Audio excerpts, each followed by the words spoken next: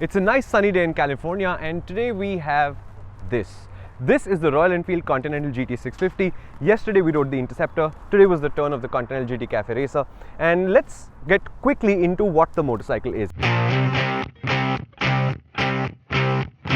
Frame is essentially the same as the Interceptors, there's no difference. So when you measure it, 24 degrees of rake, 106 mm of trail is the same measure, but this runs a higher preload, so when you sit down on the bike, the rear stays higher and therefore you get a slightly sharper motorcycle. Obviously, it's got different handlebars, it's got the same engine though, 648cc parallel twin, air and oil cooled. It makes 52 Newton meters of torque at the peak, that's 5250 RPM, and it makes 47 bhp at 7250 RPM. So all of those, the gearing and all of that is exactly the same. What has changed is the way you sit, where your foot pegs are and how that feels when you're riding the motorcycle. And I can tell you that the difference is there. It's not a huge difference, it can't be because the motorcycle is basically the same, but it does feel like a slightly sportier, slightly more feelsome motorcycle, slightly more moody motorcycle. So I would say that if I had to ride this every day in India, I would probably have a little bit more of a difficulty in terms of the ergonomics of this motorcycle because you have to sit a little bit lower like that, so the Interceptor is easier to do that with. But in the corners, I think you get more feedback from this one than the Interceptor. Again, small difference. So if you like cornering, maybe this one is a slightly better motorcycle. What we don't know, of course, is the price. We don't know if this is going to be more expensive or the Interceptor. Chances are this one will be though. And obviously there is no price yet. We are expecting a mid-November launch in India when the actual price will be announced. Overall though, it's got all the attributes that we liked in the Interceptor. So this is a really smooth engine. We got a chance to go a little bit faster today.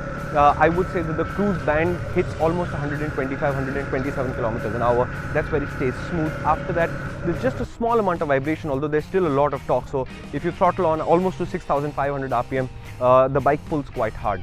What we also noticed is because the bars are narrower, you do get I talked about a little bit of a weave that happens at high speeds. This motorcycle exhibits a little bit more of that than the Interceptor. In that sense, maybe it's a little bit more sensitive, but just like the Interceptor, very impressive for Royal Enfield. It's a very well-made motorcycle. All the parts fit together really well. The build quality is really good. It doesn't feel like it will shake loose or rattle loose. There's no vibration to speak of at all.